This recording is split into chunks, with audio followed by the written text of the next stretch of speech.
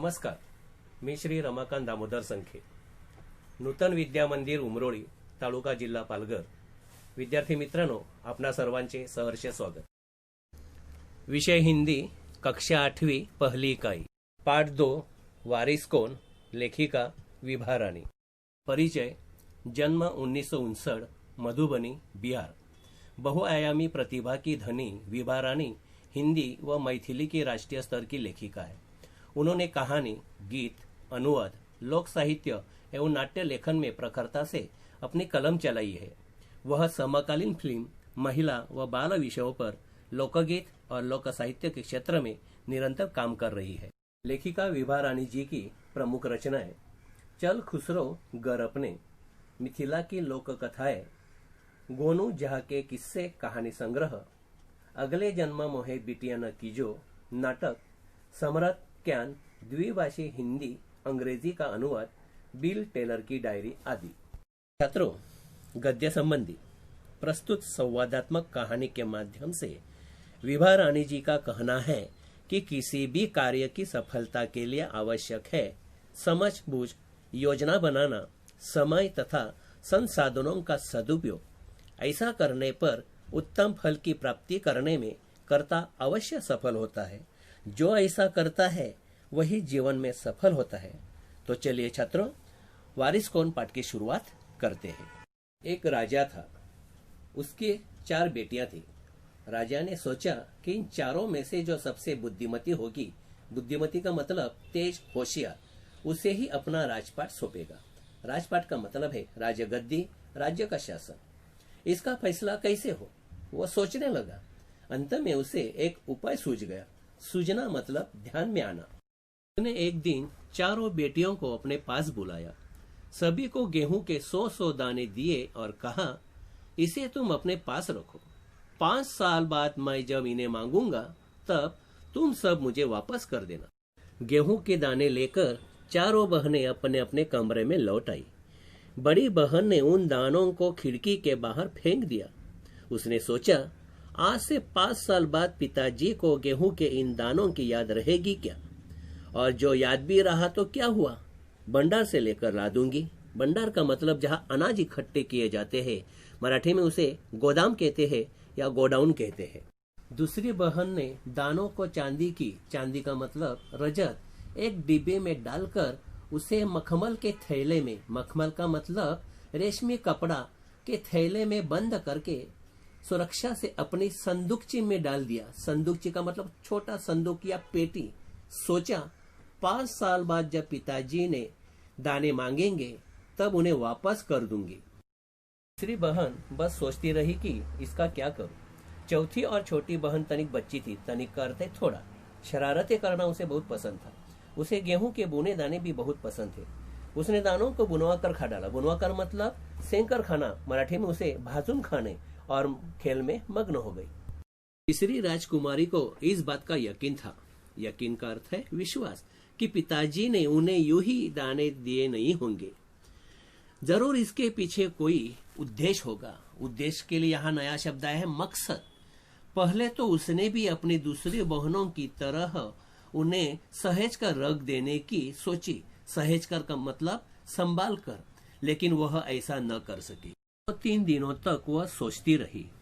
फिर उसने अपने कमरे की खिड़की के पीछे वाली जमीन में वे दाने बो दिए, मतलब उसने जमीन में लगाए. समय पर अंकुर फूटे. अंकुर का अर्थ है बीज से फटकर उगने की पौधे की प्रारंभिक अवस्था. पौधे तैयार हुए, दाने निकले. राजकुमारी ने तैयार फसल में से दाने निकाले और फिर से वो बो दिए. उसने फिर से वो जमीन में डाल दिए. इस तरह 5 वर्षों में, मतलब 5 सालों में उसके पास ढेर सारा गेहूं तैयार हो गया. 5 साल बाद राजा ने फिर चारों बहनों को बुलाया और कहा, आज से 5 साल पहले मैंने तुम चारों को गेहूं के 100-100 दाने दिए थे और कहा था कि 5 साल बाद मुझे वापस करना. कहाँ है वे दाने. पिताजी ने चारों बहनों को बुलाया और कहा कि तुम्हें जो 100-100 गेहूं के दाने दिए थे, वो कहा था कि 5 साल मुझे वो वापस कर दो. कहाँ है वे दाने. बड़ी राजकुमारी भंडार घर जाकर गेहूं के दाने ले आई. मतलब वो जहाँ दाने इकट्ठे रखे जाते हैं वहां जाकर वहां से वो गेहूं के दाने ले आई और राजा को दे दिए। राजा ने पूछा, क्या ये वही दाने हैं जो मैंने तुम्हें दिए थे? पहले तो राजकुमारी ने हाँ कह दिया, मगर राजा ने फिर कड़क कर मतलब जोर से पूछा, तब उसने सही बात बता दी। राजा ने दूसरी राजकुमारी से पूछा, तुम्हारे दाने कहाँ है? दूसरी राजकुमारी अपनी संदूकची में से मखमल के खोल वाली डिब्बी उठा लाई। खोल का मतलब है आवरण, आवरण वाली डिब्बी। वो डिब्बी उठा लाई जिसमें उसने गेहूं के दाने संभाल कर मतलब सहेज कर रखे थे। राजा ने उसे खोलकर देखा, दाने सड़ गए थे, मतलब दाने खराब हो गए थे। तीसरी राजकुमारी से पूछा, तुमने क्या किया इन दानों का? तीसरी ने कहा, मैं इसका उत्तर आपको अभी नहीं दूंगी, क्योंकि जवाब पाने के लिए आपको यहाँ से दूर जाना पड़ेगा और मैं वहां आपको कल ले चलूंगी। राजा ने अब चौथी और सबसे छोटी राजकुमारी से पूछा। उसने उसी बेपरवाही से जवाब दिया। बेपरवाही का मतलब लापरवाही। उन दानों की कोई कीमत है पिताजी? वैसे तो ढेरों दाने भंडार में पड़े हैं। आप तो जानते हैं ना, मुझे गेहूं के बुने दाने बहुत अच्छे लगते हैं, सो मैं उन्हें बुनवा कर खा गई। बुनवा कर मतलब सेंक कर खाना, उसे मराठी में कहते हैं भाजून खाने। आप भी पिताजी किन चक्करों में पड़ जाते हैं? चक्कर में पड़ना, दुविधा में पड़ना। सभी के उत्तर से राजा को बड़ी निराशा हुई। चारों में से अब उसे केवल तीसरी बेटी से ही थोड़ी उम्मीद थी, मतलब तीसरी बेटी से थोड़ी आशा थी। उम्मीद का अर्थ है आशा। दूसरे दिन तीसरी राजकुमारी राजा के पास आई। उसने कहा, चलिए पिताजी, आपको मैं दिखाऊं कि गेहूं के वे दाने कहाँ हैं। राजा रथ पर सवार हो गया। रथ महल नगर पार करके खेत की तरफ बढ़ चला। राजा ने पूछा, आखिर कहाँ रख छोड़े हैं तुमने वे 100 दाने? इन 100 दानों के लिए तुम मुझे कहाँ कहाँ के चक्कर लगवाओगी? चक्कर लगाना का अर्थ है घूमना। तब तक रथ एक बड़े से हरे भरे खेत के सामने आकर रुक गया। राजा ने देखा, सामने बहुत बड़े खेत में गेहूं की फसल थी। उसकी बालियां हवा में झूम रही थी। छात्रों, बालियां का यहाँ अर्थ है जैसे मराठी में, म्हणजे मराठीमध्ये भाताच्या कणस असतात, त्या कणसाला लोंब्या सुद्धा म्हणतात, तसे गव्हाला सुद्धा कणस आणि लोंब्या असतात, तो हिंदी में उसे बालियां कहते हैं। जैसे राजा को कोई खुशी भरा गीत सुना रही हो। राजा ने हैरानी से राजकुमारी को देखा।